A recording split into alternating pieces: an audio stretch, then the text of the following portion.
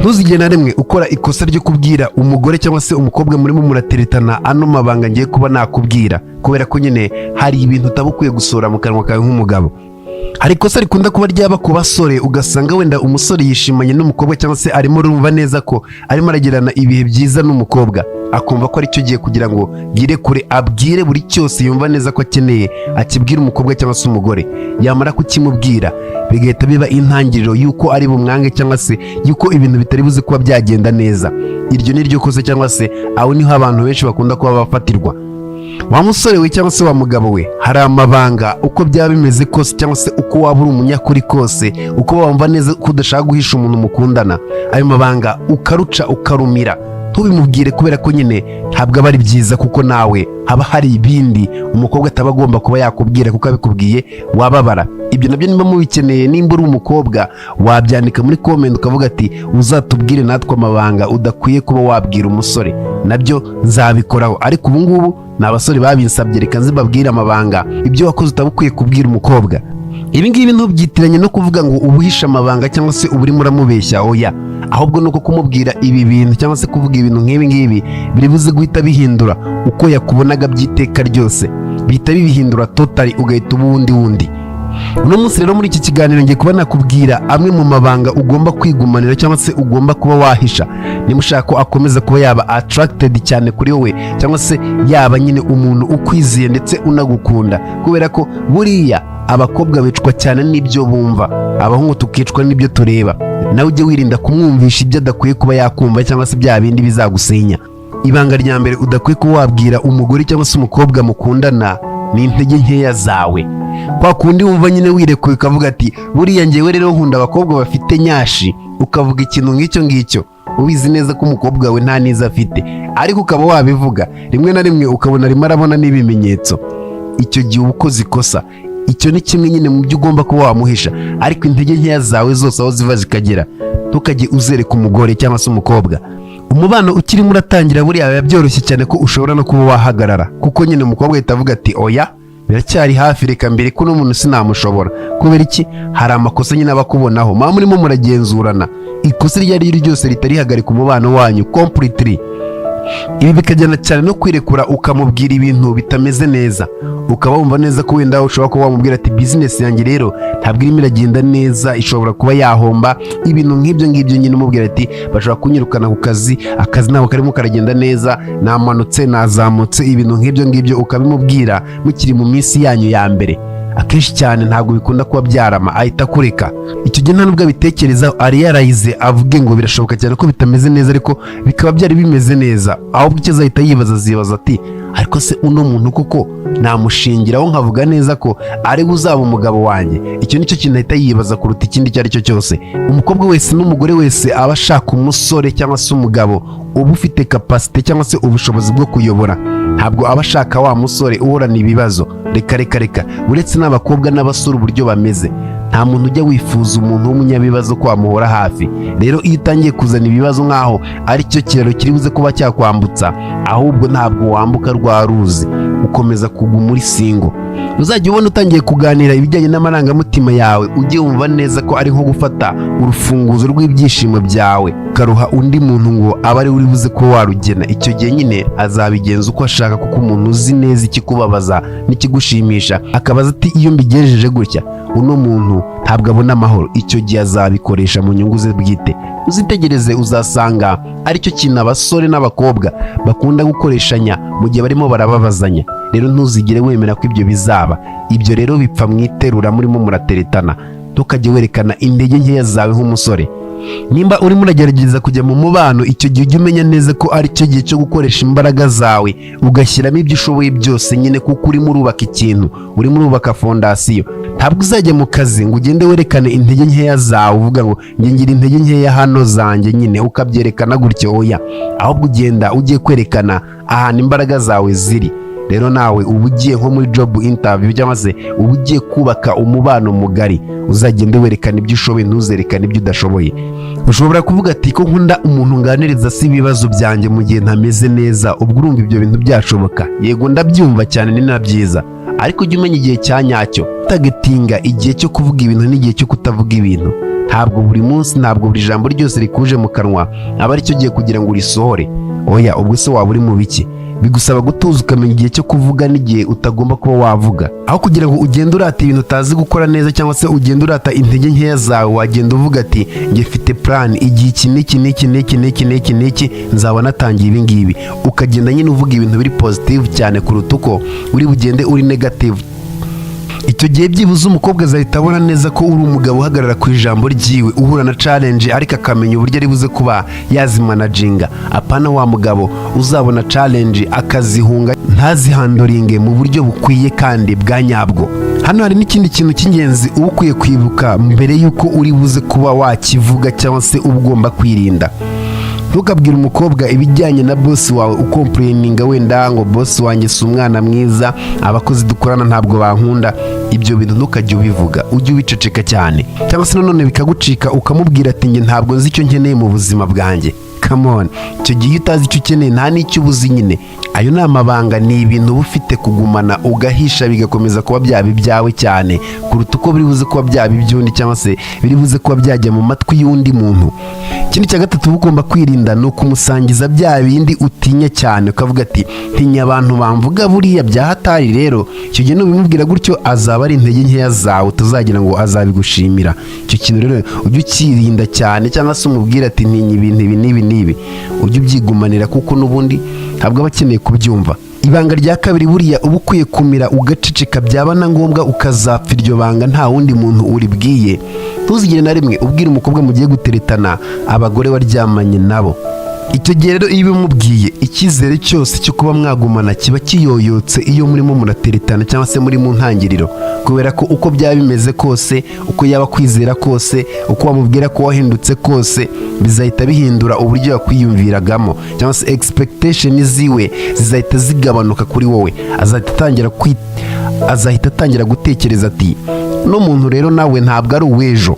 Ikiremwa muntu uzacyitondere cyane, kuko ikiremwa muntu nicyo kiremwa gishobora kuba cyakubwira ati ntabwo nitaye ku hawe hashize, ibyo wanyuzemo wabinyuzemo, ariko mu by'ukuri ugasanga ahubwo ibi byawe byashize nibyo yitayeho cyane kuruta ibindi ibyo ari byo byose. Ibintu bishobora kuba byagira ingaruka mbi gusa. Reka nkubwire ingaruka ya mbere.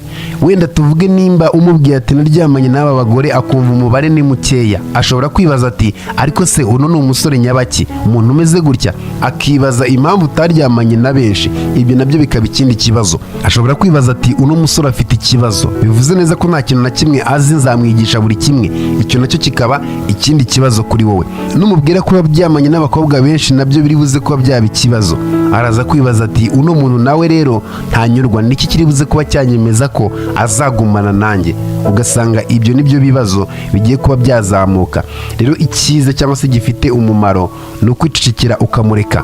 Icyo gihe numubwira gutyo nta kindi kintu azahita atekereza, azatangira kwimagina abo bagore, atangire gufotoramo muri kumwe. Nta kindi kintu azajya agira mu mutwe uretse gutekereza abo bagore wamubwiye. Icyiza hano kiba kigomba kuba cyakorwa ni kimwe, ni ukumwihorera ukicecekera. Yaba ari umwe, yaba ari babiri, baba ari 10, baba ari 100, abo baba ari bo bose. Ntuzigire na rimwe umubwira umubare cyangwa se ngo ugere kwiyosije, kuko nanone bizamutwigaringa uko byamera kose. Umubare wose wamubwira, muke mwinshi, azabyibazaho. Ibyo nibitanaba cyangwa se akakwihorera mugakomeza kuba mwabana, aha ni hahandi azajya yibaza ati ariko se uno muntu ko twabonanye yabonye ko mfite experience ndenze abo babonanye mbere, ni iki kintu? Utangire kumva atangiye kukubaza ese ungereranyije n'abandi byari bimeze gute? Tekereza icyo kibazo, ntabwo ari ikibazo cyiza buriya, kuko biba bizaba bibi uko byamera kose. Ikiruta rero wakicecekera. Basore namwe bagabo rero, ikintu cy'ingenzi ugomba kuba wamenya, imibare yabo waryamanye nabo cyangwa se yabo wakundanye nabo ntabwo ari byo bizahita bigena ko uzaba umugabo cyangwa se uzaba umuntu nyine uhamye mu rukundo. Ujye ubyibuka. Niyo mpamvu iyo mibare ujye uyihisha cyane, nibiba ngombwa ujye unabimira cyane, ntagire umushuti wawe uzigera umenya ibyo bintu. Ushobora kwibaza wowe ubwawe ati ko hari abakobwa baba bashaka kuba babimenya, ukabona nyine yasheze arashaka kuba yamenya umubare w'abakobwa waryamanye nabo cyangwa se wabanye nabo.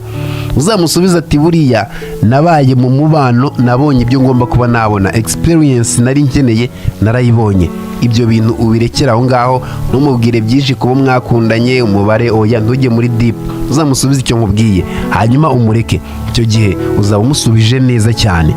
hanyuma nurangiza kumubwira gutyo uzamubwira ati nge fokasinze kubaka ikintu cy'agaciro mu mubano wanjye nawe kano kanya urekeraho. Icyo gihe azahita yumva neza ko ari we ufokasinzeho, abo mwabanye ibyabaye byose ntabwo kibyitaho, icyo ushyize imbere n'umubano wawe nawe niwe uri imbere nyine. Icyo gihe imyumvire ye n'imitekerereze ye azahita abona neza kuri mature kandi uzi neza icyo ushaka. Icya gatatu rero, uba ufite kuba wahisha, ntugire umuntu uwo ari we wese uribwira, cyane cyane igitsina gore. Ni ibintu wicuza, secret regret, nyine bya bintu uba wumva neza ko wicuza kuba warakoze. Ibi bintu ntabwo ari byiza, bikajyana cyane n'ikintu bita failure, bya bindi wakoze bikanakunanira. Ibyo wicuza kuba utarakoze cyangwa se ibindi wicuza n'ibyakunaniye kubikora, ibyo bintu jya ubihisha cyane.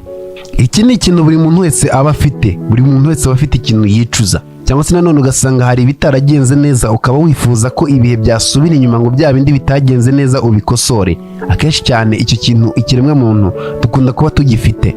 Hano hari ikintu cy'ukuri ariko nanone gishobora kuba cyakubabaza iyo uzanye ibyo bihe cyangwa se ukazana ibyo bintu bitagenze neza mu mubano wanyu, ugatangira kubivuga mu minsi ya mbere. Icyo gihe ntabwo uba urimo urarema ikintu kinini kigari, oya, ahubwo icyo gihe ikintu uba urimo urakora, uba urimo uragenda usenya ibintu mwubakanye cyangwa se wa mubano mwari mufitanye.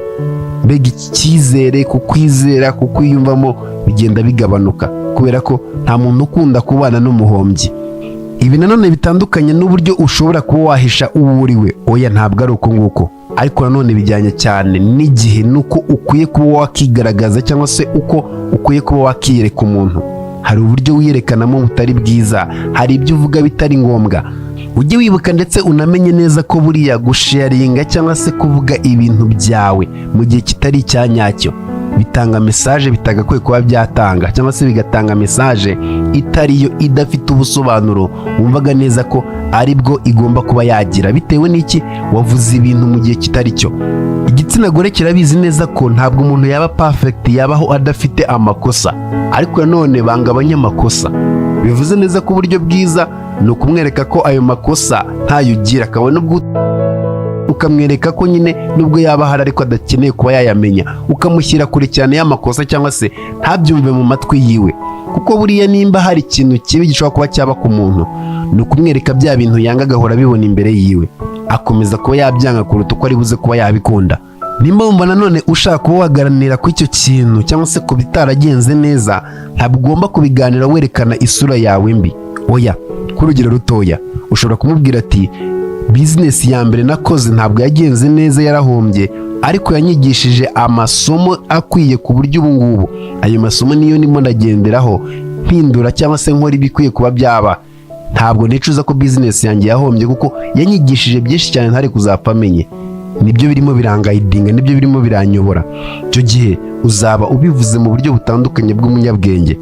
Icyo gihe niwitegereza neza uzasanga umweretse imbaraga zawe za adaptability cyangwa se za mbaraga zo kuba wakivana nyine mu bitaragenze neza. Izo mbaraga rero ni z'abagore baba bakeneye, bashaka imbaraga zerekana ko uri umuyobozi cyangwa se ufite imbaraga zo guhindura ibintu runaka, utari wa muntu ugiye bigiye cyangwa se ngo ibintu ntibigende neza, oya, ufite imbaraga, ufite ubushobozi bwo guhindura ikintu ukagikora bundi bushya. Rero iyo umweretse izo mbaraga zawe nkeya, atangira kukubona nk'aho uri umuntu nyine uba stuck. Hari abantu baba stuck bakagenda cyangwa se ibibazo byabageraho ugasanga nyine naho ngaho ntibazigera bahava, cyangwa se nanone akakubona ko uri umuntu uri unmotivated, ba bantu batagira courage muri bo, kuvuga ngo ntibyagenze neza reka nongere sunike, agatangira kukubona mu iyo sura, kandi mu by'ukuri ntabwo ari yo sura ufite. Byose biterwa n'uburyo we expressing cyangwa se n'uburyo wiyerekana n'uburyo umuganiriza. Ujye umenya igihe cyanyacyo cyo kuvuga n'ikitari cyo kuvuga. Igihe rero uzamuganiriza neza ukuri ku byagenze nabi cyangwa se ku bitaragenze neza, ni cya gihe uzaba ugeze kuri ya level wumva neza ko nyine ari level ikwiye, ahandi uba ubona nyine mufitanye umubano urenze cyane cyangwa se urenze wa wundi nyine digadiga, oya, wa mubano ufatika ku buryo atakwangira icyo ngicyo, aba amaze kukumenya. Icyo gihe nibwo wamusangiza ibyo ngibyo, kubera ko niba mwarageze kuri iyo level, noneho azahita abibona nk'aho ari ibyatumye ukomera cyangwa se ari ibyagize agaciro mu buzima bwawe, kuruta uko ari buze kuba yabibona mu bundi buryo butari bwo.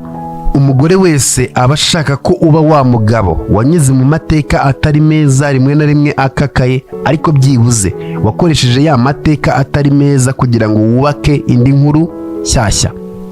Ujye wibuka neza ko ibyakunaniye n'ibyo wicuza ntabwo bikwiye kuba byakuranga, ariko nanone uburyo ubyerekana cyangwa se uburyo ubyegisipurisinga nibyo bizagena uko nzagufata n'ukuriya azagufata. Ujye wibuka icyo kintu. Ibanga rya kane rero udakwiye kuba wasangiza umugore cyangwa se umukobwa uba ufite kuba wakigumanira, ni umubano wagize cyangwa se ukajya gusobanura umubano wagiranye na ex wawe. Nimba warakundanye n'umuntu mugatandukana, icyo gihe jya ubyigumanira. Ushobora kuba wamubwira ati twakundanye n'uyu ntibyagenda neza birarangira, ugahita ubikatira aho ngaho ukabyihorera. Aho ubundi nujya muri details umubwira ati yakundaga ibi, yasohokeraga aha, yambaraga ibi, icyamunezezaga ni iki, ukajya muri details. Icyo gihe uzamenye neza ko urimo urakora amakosa akomeye cyane utagakwiye kuba ukora. Hari abasore bumva neza ko nta kibazo nyine kuba babisangiza abakobwa bari mu rukundo, ariko kuri guhari ni uko fokasinga ku mubano wawe wa kera washize niko bizagenda bikubuza gufokasinga ku mubano ufite uno munsi. Niba ushaka kugira umubano mwiza uno munsi, ibya kera, abakwanze, abo mwaserereye bareke, basiga inyuma, ufokasinge ku byo ufite wabasha gukontorora kano kanya. Noneho hari ikosa abasore bakora bagatangira kuvuga ati ex wanjye yararenze mw'ibi bintu, yarazi ibi bintu. Icyo gihe rero uzaba urimo urarema ikintu bita urujijo mu mutwe we. Aratangira kwibaza ati uno muntu niki ex we yamukoreye cyatumye amera gutya cyangwa se cyatumye ahora amwibuka. Icyo gihe uzaba ugiye gushyira umwana w'abandi mu ihangana ritari ngombwa. Icyo gihe n'igihe azaba agukunda nibwo azemera neza ko ajya mu iryo hangana, ariko ubona neza urimo uramubwira ibyo bintu ari macuwa, azahita akubwira ati waruzi n'ibindi, tubireke genda ukomezanye n'uwo ex, agahita kwima umwanya wiwe completely. Ushobora kumva ko ibi bintu utazabivuga, ariko reka ngira ikintu kimwe nkubaza. Wenda umukunzi wawe murimo murakundana arakubajije ati ese umubano wawe warangiye ute, byagenze bite? Abasore rero benshi hari igihe bumva neza ko ariyo opportunity yo kumubwiza ukuri, kuko nyine arabikwibarije. Ntabwo nimba bikubajije bivuze neza ko ugomba kumubwira ukuri dia. Jya urindira. Iki gihe ikintu cyose uba ugiye kuba wamusubiza, yanciye inyuma, ntabwo yanyizeraga, mbega yaransuzuguraga, icyo umubwiye cyose ntabwo kigenda gutyo gusa, aracyumva akanagikota. Ahita avuga ati uno musore rero impamvu bamusuzuguraga nizi, impamvu yamucaga inyuma ntabwo yarashoboye, ni gutya, byose nyine akabikota. Yarangiza akavuga ati uyu muntu n'uyu nguyu, agahita kurebamo indi sura itandukanye. Ariko uburyo bwiza wicecekeye ukamwihorera, icyo gihe ntabwo azigera agira icyo avuga kuko nawe ntacyo azi. Akenshi cyane rwose hari n'igihe ubivuga amarira akaza, ukabona rwose umusore yasheshe urumeza. Icyo gihe rero n'umutega aba aguteze, aba agira ngo arebe ese uno musore ari tayari, ari ready yo gutangira fresh, cyangwa se yiteguriye kugira undi mubano, cyangwa se nanone hari ibindi agifite, aracyarwana n'amademons, cyangwa se aracyarwana na wa mubano we wa mbere wamunaniye kuba yareka. Rero ntukamuhe ayo mahirwe, ntugatsindwe icyo kizami. Uzamenye uburyo ubisubiza n'uburyo ubyitwaramo. Ujye umenya neza ko nimba urimo uramubwira iby'umubano wawe washize, ntabwo aba aguteze amatwi ngo arimo arakumva, ahubwo aba arimo arakwanariza. Iki kibazo nacyo rero ni ikibazo kirimo tricky cyane, kuko nuvuga nabi ex wawe azavuga ati uyu muntu ntashobotse, nanjye ni muta, cyangwa se nibitagenda neza nuko azamfata. Hanyuma nanone wamuvuga neza bikaza kuba ikindi kibazo, akumva ko atazagushobora cyangwa se atazigera abasha kuba yakwihanganira, cyangwa se mbega nyine wabaswe na ex wawe umukunze cyane. Birumvikana icyo wamusubiza cyose aho ngaho kiribuze kuba cyabyara ikibazo, ariko nanone igisubizo kiba gihari. Hari ukumusubiza ariko ushyizemo ubwenge. Aha ni ibintu uba ugomba kwitondera cyane, kuko buriya ibyo wakoreye umuntu nawe uba wabimukorera. Ushobora kwibaza ati uno muntu rero nimba adashobora kubika amabanga ya ex wiwe, nanjye nuko azangenza. Rero reka mureke bitaragera hariya. Usanga afashe umwanzuro. Ujye wibuka neza ko uba urimo uratereta nyine, urimo uragerageza gutangira umubano, kandi buriya iyo urimo uragerageza gushyira umubano mu muntu utamurimo, bigusaba izindi mbaraga, bigusaba kwitanga, bigusaba nyine gukora iki kugira ngo uhindure imitekerereze ye, ishifting ive hariya ijye hariya. Nta mugore n'umwe wumva cyangwa se ukenera kuba yumva neza ko ari muri competition n'umu ex wawe cyangwa se n'abo wakundanye nabo. Never. Yumva neza ko nimba uri uwe, ugomba kuba uwe biri full byuzuye. Ahangaha rero nkuko nakubwiraga, icyo uba ugomba kumusubiza cy'ubwenge ni ukumujijisha. ahangaha utangira kubigira ibintu bitari serious, mbega ushaka gushifutinga iyo topic, wabona neza yanze kuyivaho yayitsimbarayeho ukamubwira ati wari uzi n'ibindi, umubano wanjye abo twakundanye banyigishije nanone amasomo nagombaga kwiga, narayize pe narayamenye, niyo mpamvu nakwaprochinze kugira ngo ngire ibindi bintu bishyashya nubakane ubundi buzima nawe, kuko numva neza ko ari we nkeneye. Icyo gihe umuremyemo icyizere, yumva ko nanone ari uri imbere. Icyo gihe uba wirinze ikintu bita emotional traps, cyangwa se agatego ko mu marangamutima, kugutega amarangamutima nyine ngo arebe uburyo uri buze kuba wabyitwaramo. Haba hari ibintu uba ukwiye kuba wahisha, kabone n'ubwo mwakundanye yaguhemukiye, yakugenjeje gutya, atakubereye umwana mwiza, yakubehoya, hari ibintu uba ugomba guhisha, utaba ugomba kubwira uwo ari we wese. Byarabaye, biri hagati yawe n'uwo mwakundanye, birangirira aho ngaho, ntagire uwundi uzabimenya. Mbere y'uko mva ku iyi topic, ndagira ngo ujye wibuka neza ko kuvuga bikeya biba ari iby'ingenzi iyo bigeze ku kintu bita ex wawe cyangwa se ku mukobwa mwakundanye. Kuvuga bike aba ari iby'ingenzi cyane. Ibanga rya gatanu rero uba ufite kuba wahisha umukobwa murimo murateretana cyangwa se umukobwa mukiri mu minsi ya mbere, ni ikintu bita financial struggle. Ubukene bwawe ujye umenya neza ko ari ubwawe, ujye ukora ibishoboka byose ubuhishe, yaba umukobwa, yaba umusore, yaba umugabo, yaba umukecuru, nta muntu n'umwe ukunda umukene. Buriya umugore wese, umukobwa wese ahava akagera, nta mukobwa udakunda amafaranga, ariko nanone level bayakundaho iratandukanye. Nta mukobwa uzajya ahantu azajya abona neza ko azajya yicwa n'inzara, ntabwo bishoboka, ntabwo yakora iryo kosa. Birashoboka ko ataba akunda amafaranga, yewe naragukunze cyane, ariko icyo aba akeneye ni ukumenya ati ariko se uno muntu nitunabana nidukundana byibuze ntabwo nzicwa n'inzara. Icyo rero ikintu abareba. Rero iyo uzanye ibibazo cyangwa se ukamusangiza ibibazo gusa kugira ngo urebe uwo ari we, rimwe na rimwe nta n'ibibazo ufite, ntabwo uzigera umubona uwo murambana. Uzajya uhora uvuga ati ngo abakobwa baranyanga kubera ubukene, kandi nta nubwo ari ubukene ngo bariya bose bakunze amafaranga. Oya, ntabwo bakunze amafaranga, ahubwo bagirira ubwoba bw'imiryango yabo. Baravuga ati ariko se uno muntu abashyitsi bazaza kudusura ntitubone n'icyo tubazimanira, ubu koko ubu se ngiye kwishyira mu muriro akakureka. Nta muntu n'umwe uzemera kugukunda mu gihe abona neza ko urimo urarohama, uragaragaza ko wenda ni amadeni, ubona amafaranga wishyura, mbega nyine urimo urarwana n'amadeni, kandi mu by'ukuri no mu myaka ikuze. Icyo gihe azahita avuga ati n'umuntu rero ndabona adashobotse, reka mureke. Ibi bitandukanye cyane nuko ugomba kuba uri umumiliyoneri kugira ngo ujye guteretera cyangwa se kugira ngo ujye gukundana. Oya, ahubwo ni gute upresentinga amafaranga yawe cyangwa se ubutunzi bwawe n'uburyo umeze. Ubwo buryo ubipresentingamo nibyo bifite agaciro. Iyo weretse umukobwa ibibazo by'amafaranga mu minsi ya mbere murimo murateretana, urukundo yaragufitiye ruragenda. Uko waba uri bogari, uko waba usa kose, uko waba ugaragara kose, icyo gihe imirebere n'uburyo yakwitega n'uburyo yaguhaga amahirwe byose biramanuka bikikubita hasi ku kigero kigaragara. Ikintu cya mbere ufite kuba wakora cyangwa se ibyo ugomba kuba wakirinda, ntukajye ukomplaininga cyangwa se ntukajye werekana nkaho isi irimo irakurwanya, isi irimo iragenda igusunikira hirya nyine, ukabona abandi barimo barabona amahirwe we ntabwo urimo urayabona. Oya, ibyo bintu ntukajye wemera ko abimenya. Ikindi kintu cy'ingenzi, ntukajye wigira victim cyangwa se werekana uburyo ubuzima butari bwiza ngo ari bubi. Oya, ibyo bintu ujye ubireka. Ntabwo ugomba kwerekana ko umukobwa kugira ngo agukunde ari impuhwe. Reka, nta mugabo uba ukwiye kumva neza ko agomba kugirirwa impuhwe kugira ngo akundwe. Icyo gihe ntabwo uba ukiri umugabo, biba bigiye kuba byahindura isura. Bivuze neza ko rero ufite kurwanira kuba umugabo. Niyo mpamvu abanyarwanda baciye umugani ati buriya agasore katirariye ntikarongora iki inkumi. Ikintu nasorezaho cyangwa se ikintu cy'ingenzi uba ugomba kwibuka mu gihe wafashe umwanzuro w'uko ugiye gutereta cyangwa se ugiye kujya mu mubano, diya mushuti wanjye wowe nkurikirana, ujye wibuka neza ko ugiye gufata inshingano, ugiye kuba waba provider mu buryo bumwe cyangwa se ubundi, mu bugaragara cyangwa se mu butagaragara. Mbega nyine mu buryo bumwe cyangwa se ubundi ujye ubyumva neza ko ugiye gufata inshingano, yaba ari ukumusohokana, yaba ari amatike, sevalante, iminsi mikuru, byinshi nanjye ntabasha kuba navamo.